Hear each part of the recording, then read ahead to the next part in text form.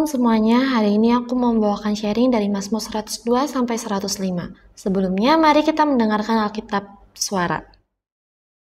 Doa orang sengsara pada waktu ia lemah lesu dan mencurahkan pengaduhannya ke hadapan Tuhan.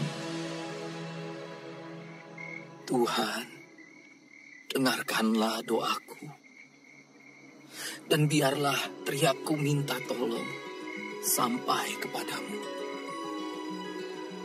Janganlah sembunyikan wajahmu terhadap aku pada hari aku tersesat.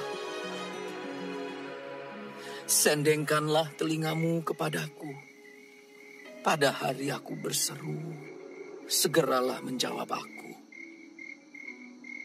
Sebab hari-hariku habis seperti asap, tulang-tulangku membara seperti perapian. Hatiku terpukul dan layu seperti rumput, sehingga aku lupa makan rotiku. Oleh sebab keluhanku yang nyaring, aku tinggal tulang belulang. Aku sudah menyerupai burung undan di padang gurun, sudah menjadi seperti burung ponggok pada reruntuhan. Aku tak bisa tidur, dan sudah menjadi seperti burung terpencil di atas sotoh. Sepanjang hari aku dicela oleh musuh-musuhku. Orang-orang yang mempermainkan aku menyumpah dengan menyebut namaku. Sebab aku makan abu seperti roti dan mencampur minumanku dengan tangisan. Oleh karena marahmu dan gerammu, sebab engkau telah mengangkat aku dan melemparkan aku. Hari-hariku seperti bayang-bayang memanjang, dan aku sendiri layu seperti rumput.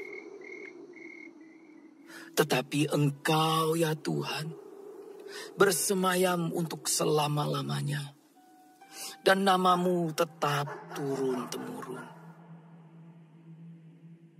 Engkau sendiri akan bangun, akan menyayangi Sion, sebab sudah waktunya untuk mengasihaninya, sudah tiba saatnya. Sebab hamba-hambamu sayang kepada batu-batunya dan merasa kasihan akan debunya. Maka bangsa-bangsa menjadi takut akan nama Tuhan, dan semua raja bumi akan kemuliaan-Mu. Bila Tuhan sudah membangun Sion, sudah menampakkan diri dalam kemuliaannya, sudah berpaling mendengarkan doa orang-orang yang bulus, dan tidak memandang hina doa mereka. Biarlah hal ini dituliskan bagi angkatan yang kemudian, dan bangsa yang diciptakan nanti akan memuji-muji Tuhan. Sebab ia telah memandang dari ketinggiannya yang kudus. Tuhan memandang dari sorga ke bumi, untuk mendengar keluhan orang tahanan, untuk membebaskan orang-orang yang ditentukan mati dibunuh, supaya nama Tuhan diceritakan di Sion, dan Dia dipuji-puji di Yerusalem. Apabila berkumpul bersama-sama bangsa-bangsa dan kerajaan-kerajaan untuk beribadah kepada Tuhan, Ia telah mematahkan kekuatanku di jalan dan memperpendek umurku. Aku berkata, ya Allahku, janganlah mengambil aku pada pertengahan umurku. Tahun-tahunmu tetap turun-temurun. Dahulu sudah kau letakkan dasar bumi, dan langit adalah buatan tanganmu. Semuanya itu akan binasa, tetapi engkau tetap ada. Dan semuanya itu akan menjadi usang seperti pakaian. Seperti jubah, engkau akan mengubah mereka. Dan mereka berubah. Tetapi engkau tetap sama. Dan tahun-tahunmu tidak berkesudahan. Anak hamba-hambamu akan diam dengan tenteram. Dan anak cucu mereka akan tetap ada di hadapanmu. Pertama-tama aku mau bahas dari Mazmur 102. Di ayat pertama dikatakan bahwa isi pasal ini adalah doa dari seseorang yang sengsara. Di bahasa aslinya kata sengsara yang dimaksud adalah orang miskin yang rendah hati. Berarti ini menunjukkan kalau ada orang miskin yang tidak rendah hati. Orang miskin yang rendah hati sudah pasti dia tidak akan menganggap dirinya lebih tinggi dari orang lain. Atau mungkin dari Tuhan. Terus dia mau diajar dan dia cuma bergantung sama Tuhan. Miskin tidak selalu dalam bentuk kurang uang. Bisa miskin pendidikan, miskin kesehatan, miskin kasih sayang, dan lain-lain. Waktu aku bikin sharing ini, aku tanya sama Tuhan. Orang ini kan miskin Tuhan dan dia rendah hati. Tapi kenapa di pasal ini dia kayak ngeluh? Terus aku mikir, berarti dia gak bersyukur dong Tuhan. Tapi Tuhan jawabnya, dia bersyukur kok. Terus Tuhan kasih aku dari Markus 15 ayat 10. Yang berbunyi, iya, Pilatus memang mengetahui bahwa imam-imam kepala telah menyerahkan Yesus karena dengki.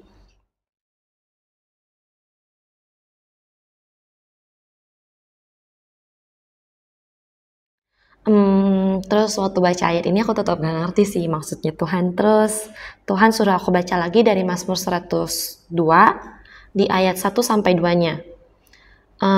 Yang berbunyi, doa seorang sengsara pada waktu ia lemah lesu dan mencurahkan pengaduhannya ke Tuhan. Dengarkanlah doaku dan biarlah teriakku minta tolong sampai kepadamu.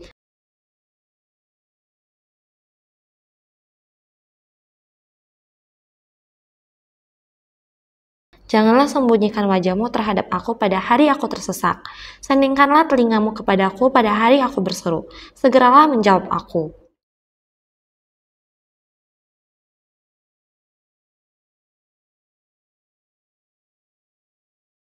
Nah, intinya adalah di saat dia merasa hidupnya susah, dia minta tolongnya ke Tuhan.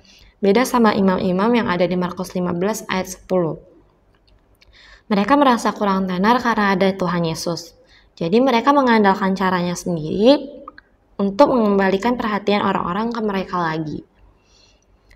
Terus di ayat 12-13 di Mazmur 102 berbunyi, tetapi engkau ya Tuhan bersemayam untuk selama-lamanya, dan namamu tetap turun-temurun. Engkau sendiri akan bangun, akan menyayangi Sion, sebab sudah waktunya untuk mengasihaninya. Sudah tiba saatnya.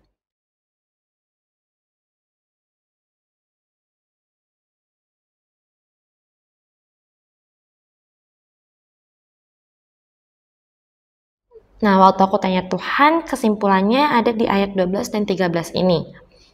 Meskipun si orang miskin ini merasa hidupnya susah, dia tahu Tuhan akan bangun dan menyayangi Sion.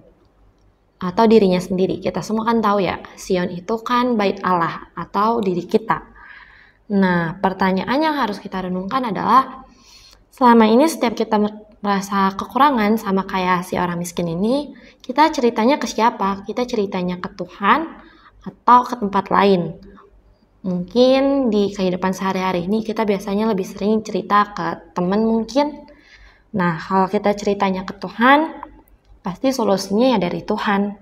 Tapi kalau ceritanya ke tempat lain, ya solusi yang kita dapat di luar dari Tuhan, dan sudah pasti itu sia-sia.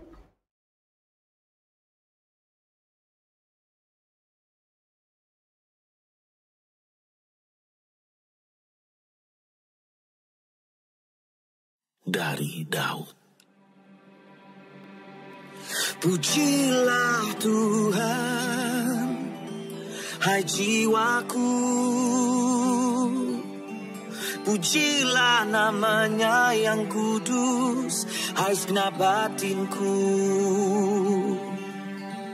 pujilah Tuhan. Hai jiwaku, dan janganlah lupakan segala kebaikannya. Dia yang mengampuni segala kesalahanmu, yang menyembuhkan segala penyakitmu. Dia yang menebus hidupmu dari lubang kubur, yang memahkotai engkau dengan kasih setia dan rahmat. Dia yang memuaskan hasratmu dengan kebaikan, sehingga masa mudamu menjadi baru seperti pada burung rajawan.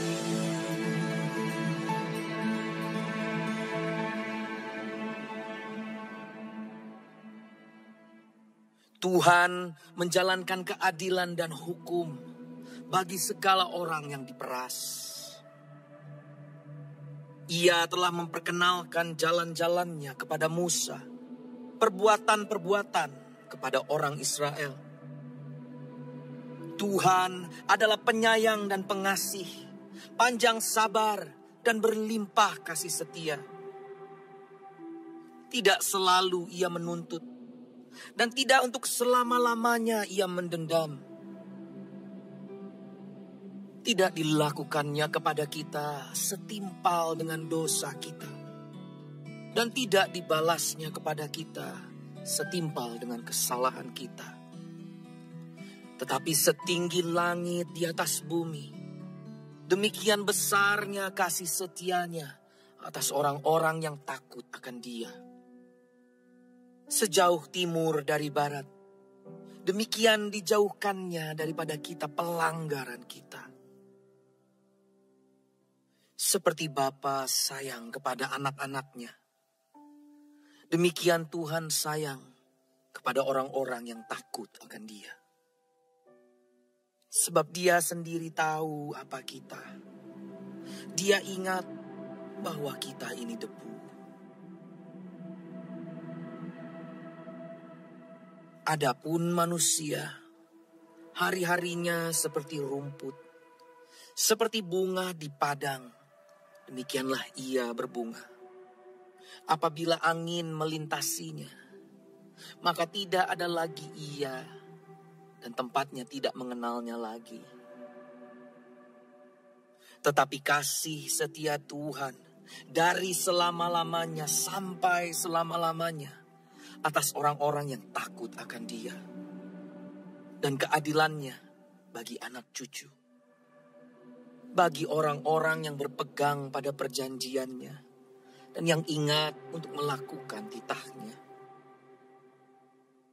Tuhan sudah menegakkan tahtanya di surga, dan kerajaannya berkuasa atas segala sesuatu. Pujilah Tuhan, hai malaikat-malaikatnya, hai pahlawan-pahlawan perkasa yang melaksanakan firman-Nya dengan mendengarkan suara firman-Nya. Pujilah Tuhan, hai segala tentaranya, hai pejabat-pejabatnya yang melakukan kehendak-Nya. Pujilah Tuhan, hai segala buatannya, di segala tempat kekuasaannya. Pujilah Tuhan, hai jiwaku. Selanjutnya di Mazmur 103, di ayat 1-2-nya penulis menyuruh dirinya sendiri untuk memuji Tuhan dan jangan pernah melupakan kebaikannya. Kemudian di ayat 3-5-nya diingatkan kembali kebaikan apa saja yang sudah Tuhan lakukan.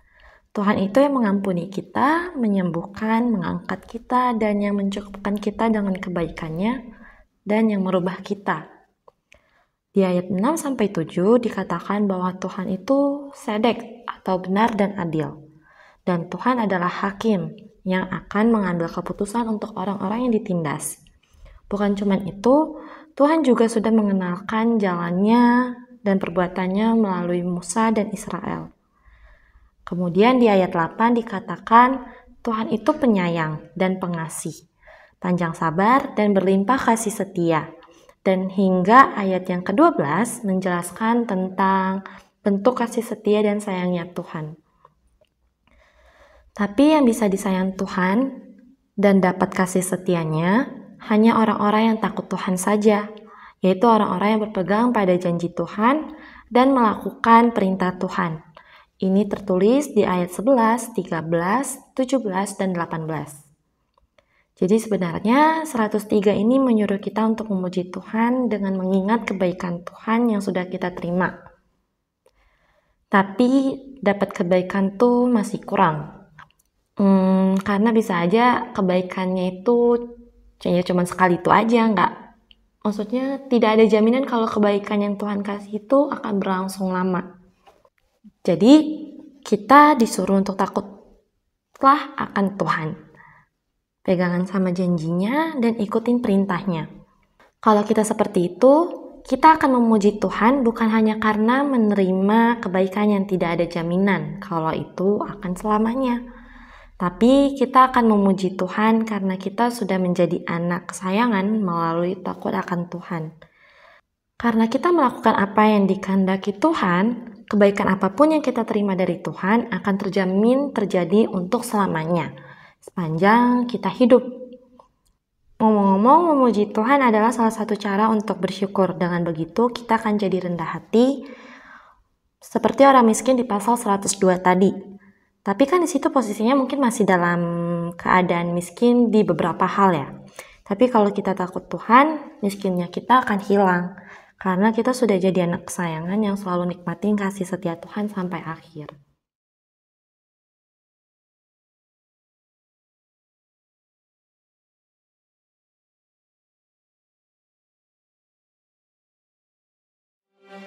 Pujilah Tuhan, hai jiwaku. Tuhan Allahku, Engkau sangat besar. Engkau yang berpakaian keagungan dan semara, yang berselimutkan terang seperti kain, yang membentangkan langit seperti tenda, yang mendirikan kamar-kamar lotengmu di air, yang menjadikan awan-awan sebagai kendaraanmu, yang bergerak di atas sayap angin,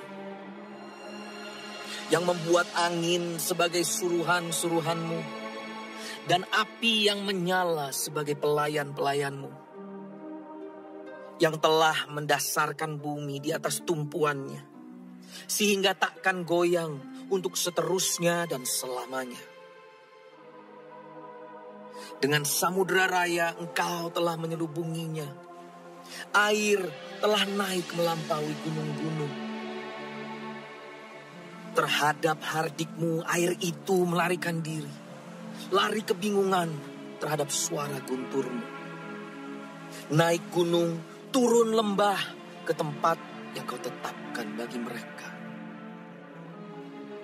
Batas Kau tentukan, takkan mereka lewati, takkan kembali mereka menyelubungi bumi.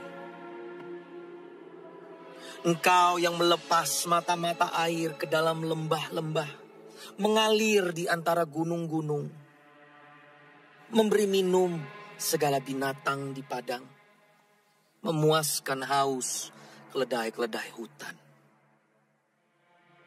Di dekatnya diam burung-burung di udara, bersiul dari antara daun-daunan. Engkau yang memberi minum gunung-gunung dari kamar-kamar lotengmu. Bumi kenyang dari buah pekerjaanmu. Engkau yang menumbuhkan rumput bagi hewan dan tumbuh-tumbuhan untuk diusahakan manusia, yang mengeluarkan makanan dari dalam tanah, dan anggur yang menyukakan hati manusia, yang membuat muka berseri karena minyak, dan makanan yang menyegarkan hati manusia. Kenyang pohon-pohon Tuhan, pohon-pohon aras di Libanon yang ditanamnya, di mana burung-burung bersarang, burung ranggung yang rumahnya di pohon-pohon sanobar. Gunung-gunung tinggi adalah bagi kambing-kambing hutan. Bukit-bukit batu adalah tempat perlindungan bagi pelanduk.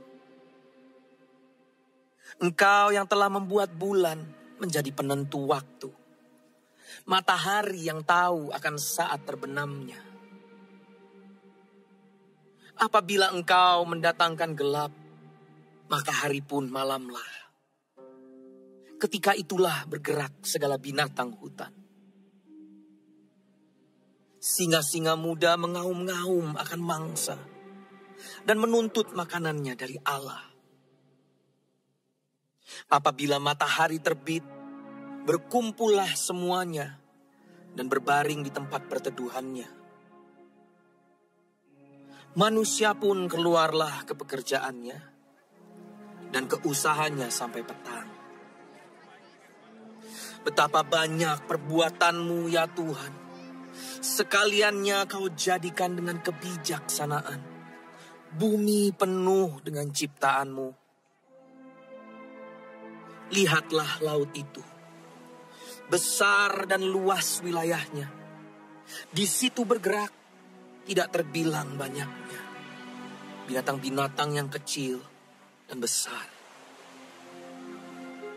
Di situ kapal-kapal berlayar dan lewiatan yang telah kau bentuk untuk bermain dengannya. Semuanya menantikan engkau supaya diberikan makanan pada waktunya.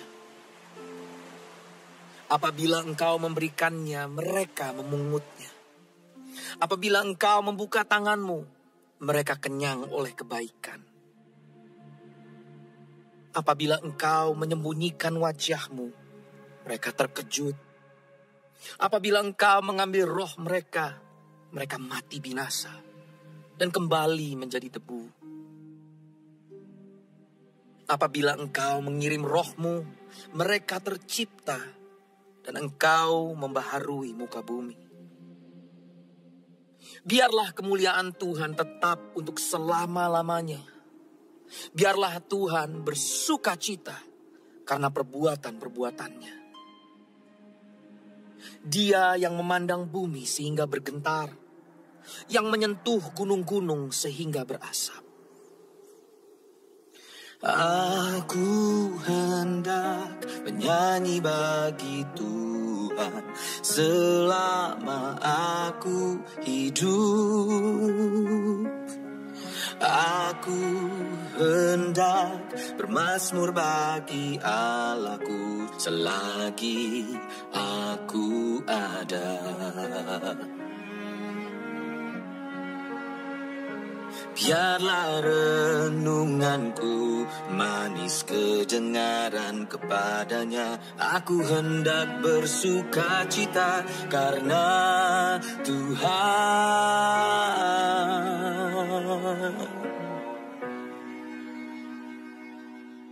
Biarlah habis orang-orang berdosa dari bumi. Dan biarlah orang-orang fasik tidak ada lagi. Pujilah Tuhan, hai jiwaku. Haleluya. Di dalam Mazmur 104 masih menuliskan alasan kita harus memuji Tuhan. Yang pertama adalah karena Tuhan yang berkuasa atas alam semesta. Ini tertulis di ayat 1-9. Alasan yang kedua adalah karena Tuhan yang memberi kehidupan. Ini juga tertulis dari ayat 10-18. Dan yang terakhir adalah karena Tuhan yang menentukan waktu. Ini dijelaskan dari ayat 19-30. Jadi secara singkatnya kesimpulan dari 104 ini ada di ayat 33. Aku hendak menyanyi bagi Tuhan selama aku hidup. Aku hendak bermazmur bagi Allahku selagi aku ada.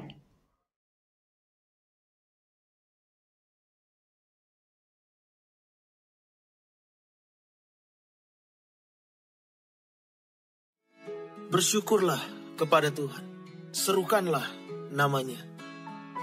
perkenalkanlah perbuatannya di antara bangsa-bangsa. Bernyanyilah baginya, bermazmurlah baginya. Percakapkanlah segala perbuatannya yang ajaib. Bermegahlah di dalam namanya yang kudus. Biarlah bersuka hati orang-orang yang mencari Tuhan. Carilah Tuhan dan kekuatannya. Carilah wajahnya selalu. Ingatlah perbuatan-perbuatan ajaib yang dilakukannya, mujizat-mujizatnya, dan penghukuman-penghukuman yang diucapkannya. Hai anak cucu Abraham, hambanya. Hai anak-anak Yakub, orang-orang pilihannya. Dialah Tuhan, Allah kita. Di seluruh bumi berlaku penghukumannya. Ia ingat untuk selama-lamanya akan perjanjiannya. Firman yang diperintahkannya kepada 1000 angkatan, yang diikatnya dengan Abraham, dan akan sumpahnya kepada Ishak.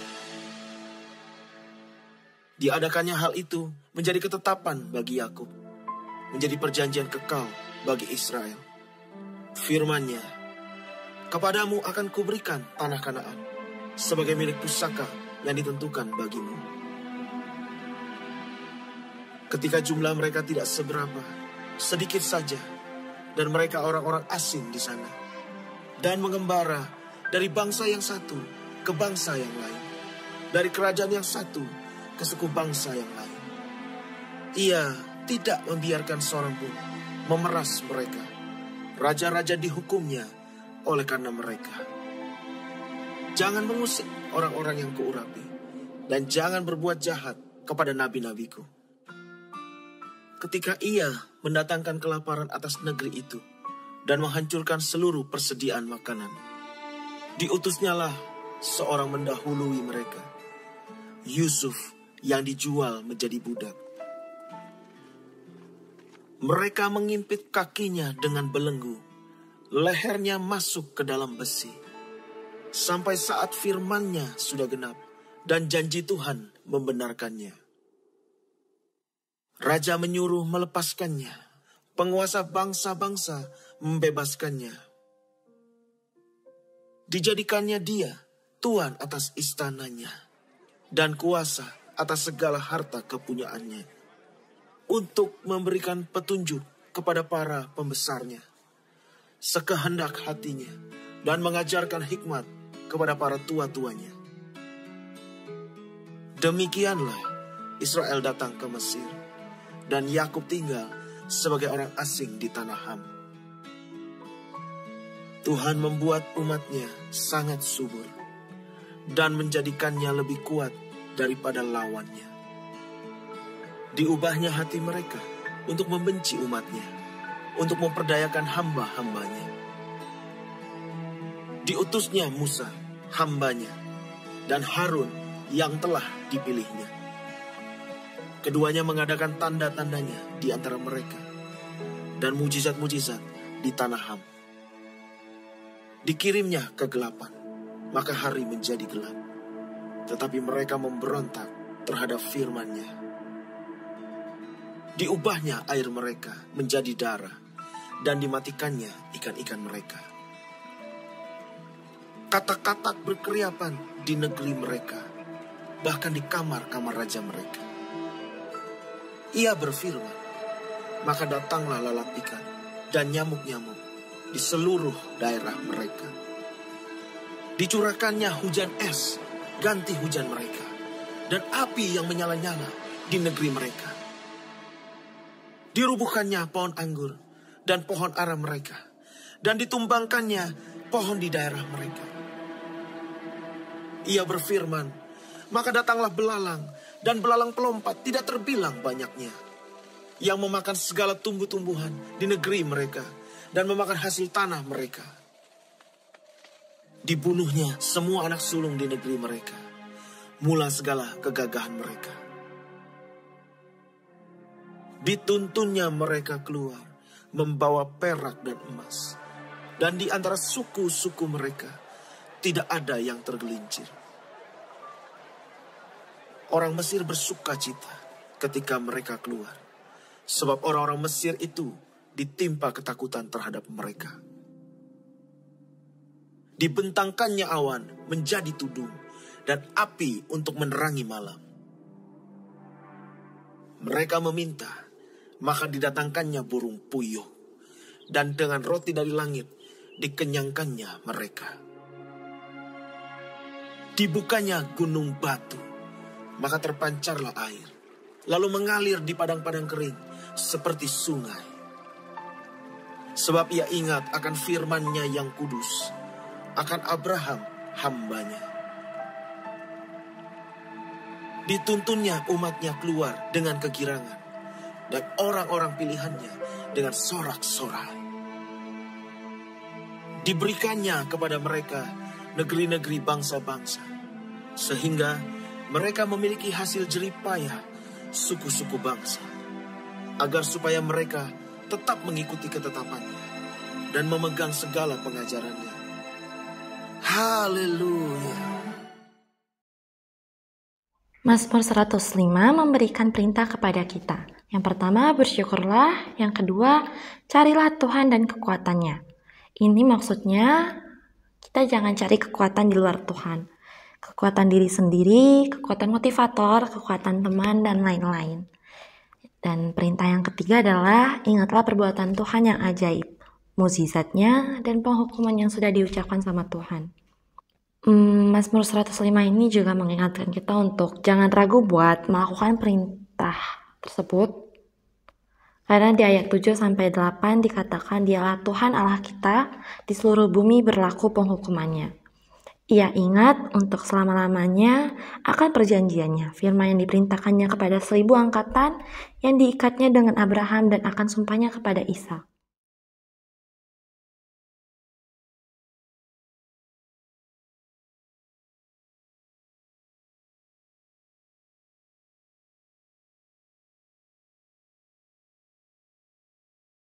Alasan Tuhan mengingat janjinya tertulis di ayat terakhir pada pasal 105. Di ayat 45 yaitu, agar supaya mereka tetap mengikuti ketetapan-Nya dan memegang segala pengajaran-Nya.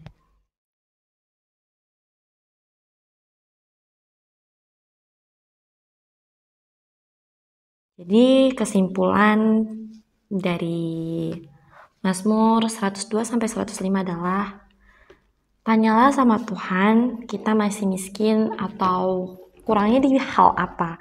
Aku sendiri, aku masih kurang dalam hal mengasihi. Tapi hari ini Tuhan kasih tahu kita untuk taat sama Tuhan, supaya kita bisa jadi anak kesayangan yang menikmati kasih setia Tuhan yang gak ada batasannya. Dan kalau kita sudah jadi anak kesayangan, hal itu akan bisa bikin kita lepas dari kemiskinan atau kekurangan kita tersebut.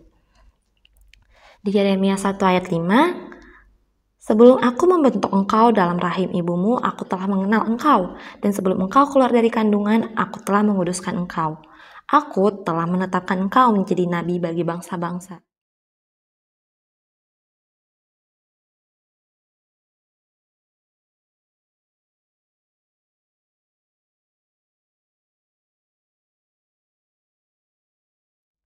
Ayat tersebut menjelaskan bahwa hanya Tuhanlah yang mengenal kita, bahkan jauh sebelum kita lahir ke muka bumi ini.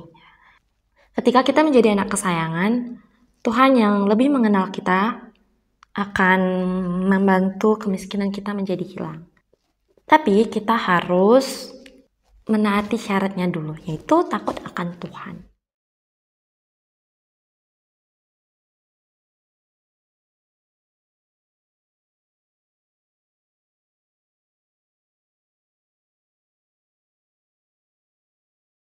Terima kasih.